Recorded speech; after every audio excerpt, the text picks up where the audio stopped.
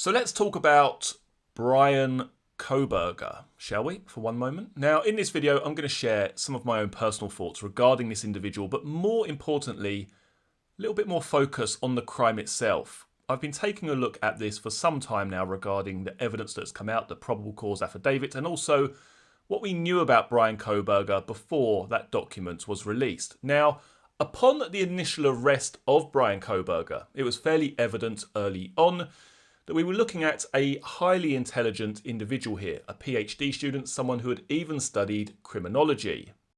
But not only were we made aware of Bryan Kohberger's academic background, but there also surfaced a Reddit post by Bryan Kohberger prior to these murders taking place, where he was looking for individuals to conduct a rather in-depth survey, shall we say. Now, some of those questions seek to gain answers about people's emotional state of mind before, during and after committing certain types of crime. But he wasn't just focused on people's thoughts and feelings, he was also looking at how they got away with it, how they got away with certain crimes. What getaway vehicle did you use? Did your victim fight back? Quite an in-depth survey put out there by Bryan Kohberger prior to these murders taking place. Now, my initial response to hearing information on Bryan Kohberger was, did this individual have this planned for some length of time? Was he trying to commit the perfect murder? This is someone who's clearly got a lot of background in crime, in forensics. Is this why it's taken so long for the police to catch up with this individual? I guess those were my initial thoughts upon hearing some of Bryan Kohberger's background. I actually expected, when the probable cause affidavit was released, to see quite a lot of information about how Bryan Kohberger tried to cover his tracks, or maybe they found it difficult to trace this individual. But everything that I've learned through the probable cause affidavit, and having spent some time really trying to digest what is written within that document, it appears here that so many mistakes were made by Bryan Kohberger, not just at the murder scene, not just during the time that this crime was committed, but both prior and post the murders of these four poor individuals. So let's just think about that for one moment. I believe that this individual had some kind of fantasy. This wasn't something that was that long in the planning process. The reason that I say that is because this individual took his phone on multiple occasions, up to, was it 12? 12 different occasions, maybe more. On 12 separate occasions, he took his phone with him to survey the property, to look outside or wait and look at the comings and goings of 1122 King Road. Now, I know many people are going to say, well, the telephone evidence is just purely circumstantial, it's never going to hold up in court. I would agree with that to some extent, but more importantly, try and put yourself in the position of Bryan Kohberger here for one moment. Now, if you had your mind set on this for weeks, for months prior to committing this crime, you would not be taking your cellular device with you during those reconnaissance trips. 12 occasions, potentially more, that he's been sat outside that residence watching the comings and goings in the late night or early morning hours. To me, the impression that I get, and bearing in mind this is just my own personal opinion here, but for me, we're looking at someone who's a fantasist, someone who has particular urges, and maybe he didn't think at that point in time in the weeks and months leading up to the murders that he would actually carry out this attack. The impression I get in my mind is that something changed shortly before the murders took place. I want to draw your attention to a very interesting post which kind of echoes what I've just spoken about there regarding surveillance of the 1122 King Road residence. Right, so let's take a look at the following post here. It's titled Surveillance of the Home, and it states the following. I wasn't surprised by the brevity of the attack, as these things can happen far more quickly than we assume. But I am shocked that the murderer wasn't watching the house or the victims closely and continuously before breaking in.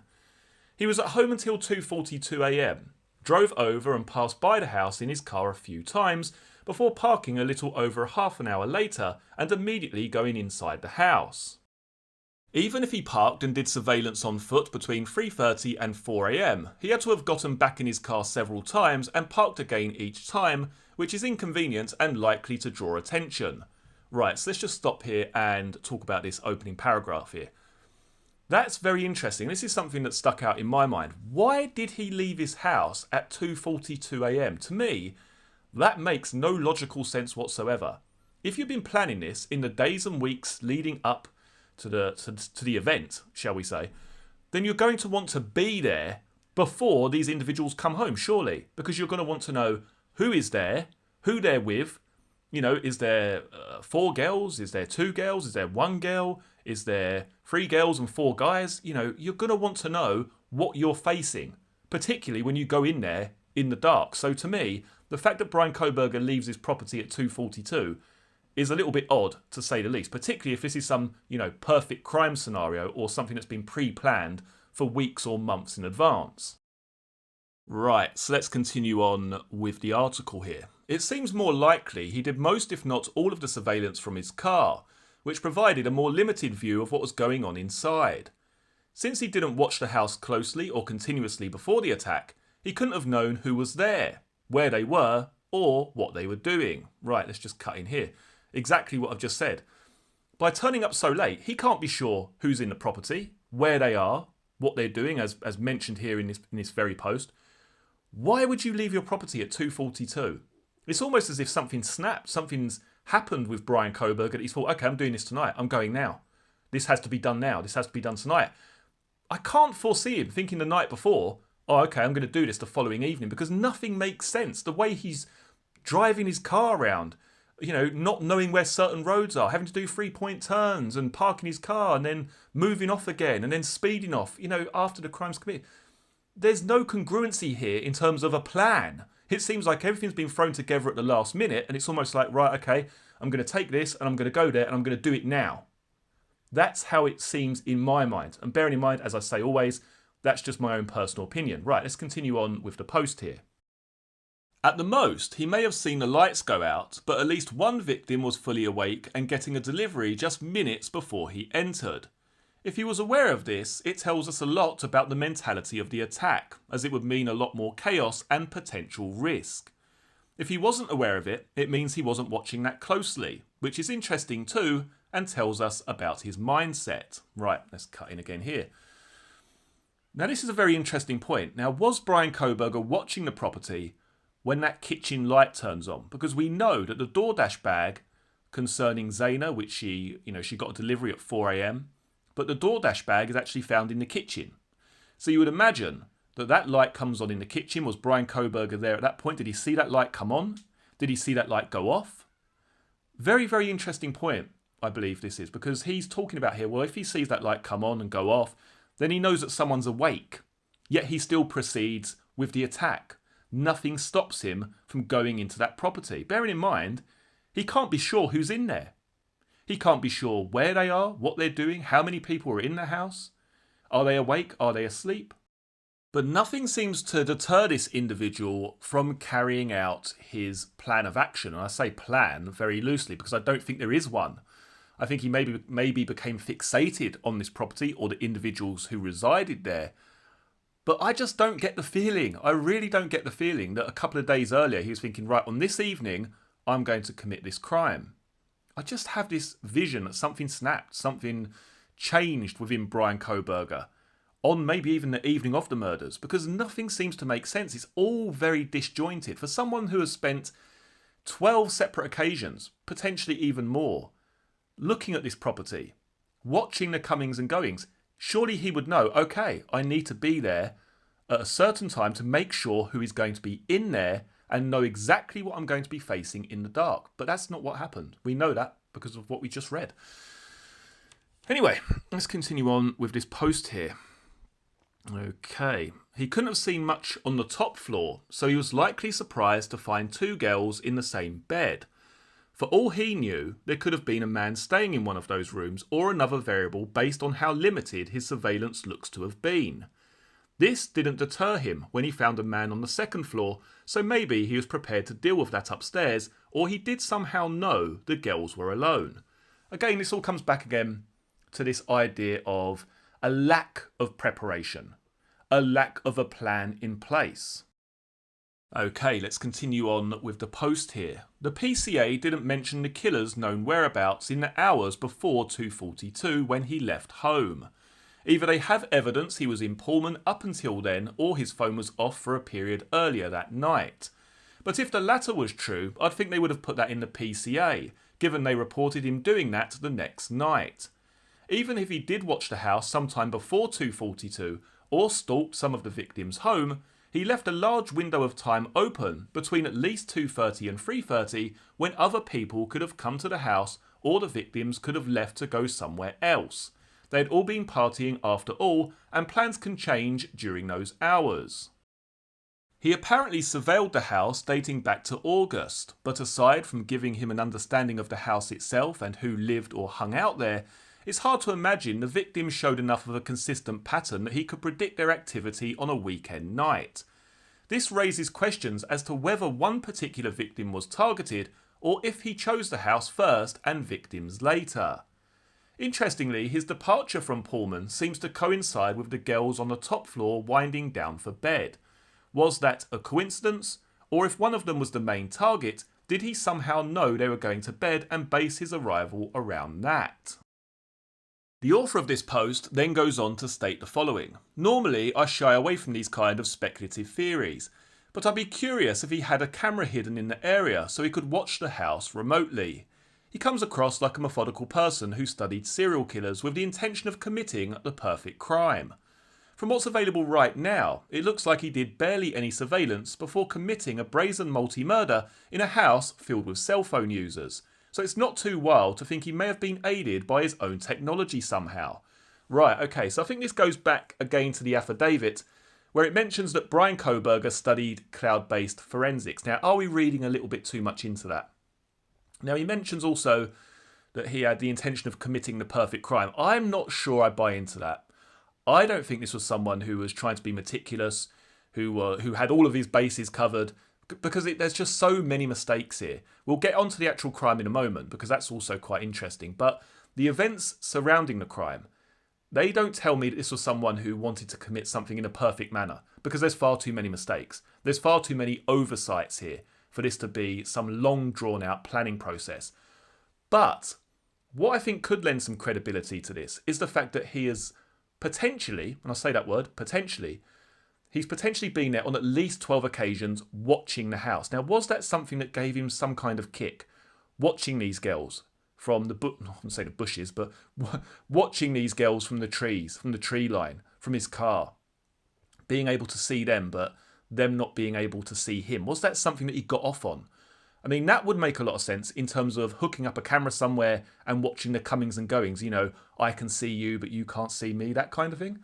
So in that sense, it makes, as I say, it makes some sense to me that he would be able to survey the property or surveil the property via the use of some kind of camera and have it hooked up to his phone, and maybe he saw them returning that night. To me, that makes a lot of sense if he was interested in it, if he got off on that in some way. But as I've said before in this video, I don't think this was someone who was committed to committing the perfect crime. Anyway, let's continue on with what he says here, the last part of this very well written post here.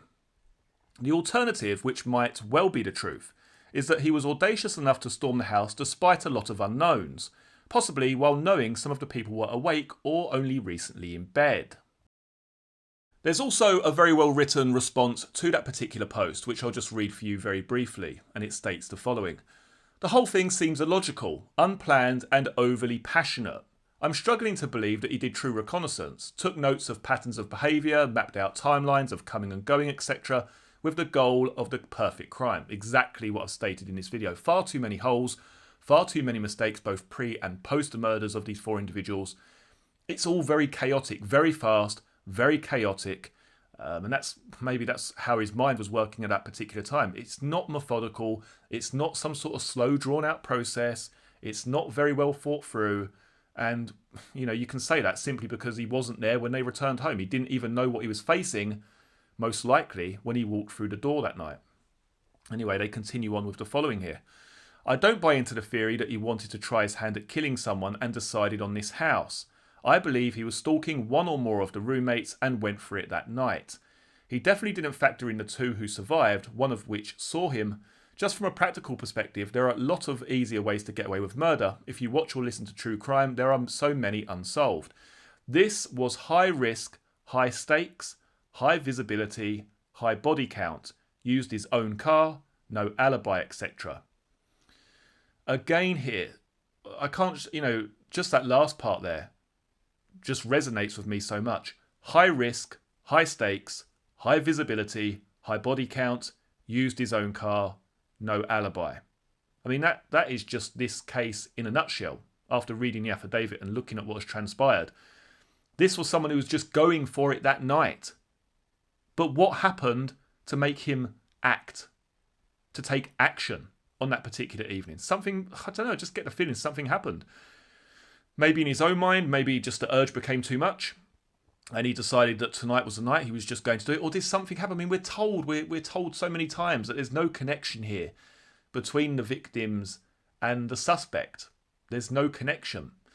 But we don't know what goes on in the mind of Bryan Kohberger, do we? And that's obviously based on if this individual is in fact guilty of these crimes. But we don't know how he took certain things. Did they have a passing? Did they meet in passing?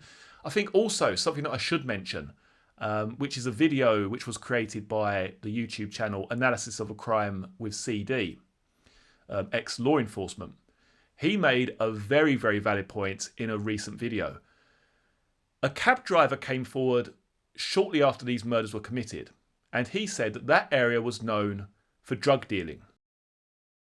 We know that by all accounts, Bryan Kohberger struggled with substance abuse. So is it beyond the realms of possibility, one of my most favourite terms, is it beyond the realms of possibility that Bryan Kohberger found himself in that area sourcing drugs at some point in time? Did he catch the eye of one of the girls, or one of the girls catch his eye, I should say, and he became fixated, or something happened for him to be drawn to that house in particular, 1122 King Road? Is that a possibility? I think it is. I think that's a very plausible situation. I mean, something has drawn him to that house. We know it was a party house. It was frequented by a lot of different people. But something drew him to that particular place. He didn't just turn up there that evening and commit the crime. He'd been there before, most likely, looking at that house, looking at who lived there. Was there some connection that we are unaware of?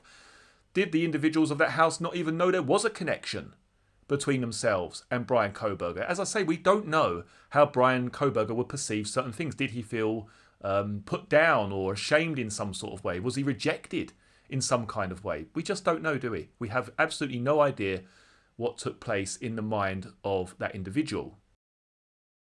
So let's now talk about the crime itself and how this crime was committed, because this is a very compelling part of this case alone. I mean, the very fact that this guy took his own vehicle to the crime scene, he drove past the house on 3 separate occasions, he's caught on cameras everywhere. I mean, as I've stated in this video, the impression I get is that this is someone who's just working on emotion. I don't know whether it's necessarily a crime of passion, I wouldn't go that far, but this is someone who isn't thinking clearly, he's not thinking straight.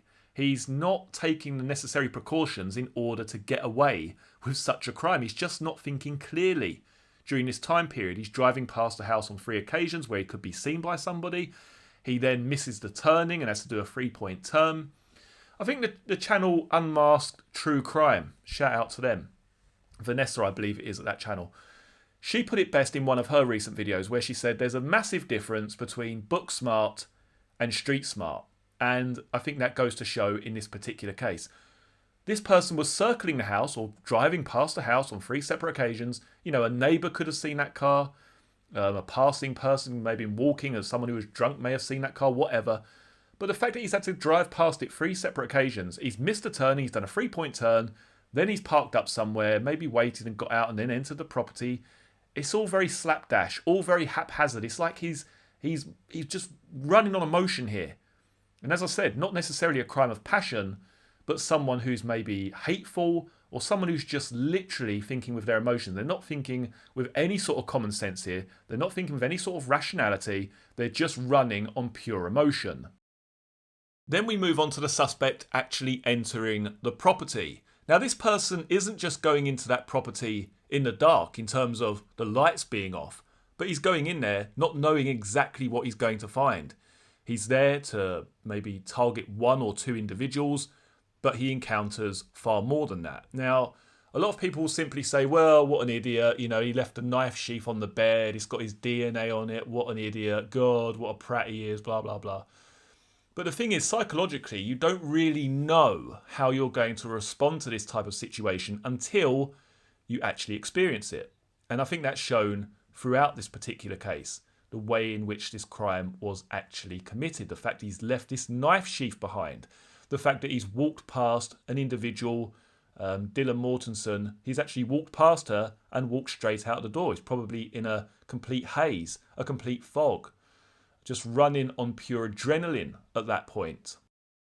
It is also mentioned in the affidavit the following. Suspect Vehicle 1 is next seen departing the area of the King Road residence at approximately 4:20 a.m. at a high rate of speed. Now we know there are tyre marks, or there were tyre marks I should say, found outside the property, skid marks found outside the property of 1122 King Road. And I think this just goes to demonstrate the state of mind of the perpetrator of this crime during that time period. He's just running on adrenaline, pure adrenaline at this point. He's not thinking clearly. He's not trying to tiptoe out of the premises and slide away into the shadows or make good his escape in a quiet manner. This is someone who is all over the place, completely chaotic. I think they encountered far more than what they were expecting when they walked into that property on that evening. Anyway, do let me know your own thoughts and theories regarding this particular vehicle. Do you believe this was a crime that was a long time in the planning? Or is there something else going on here? Possibly a crime of passion, maybe.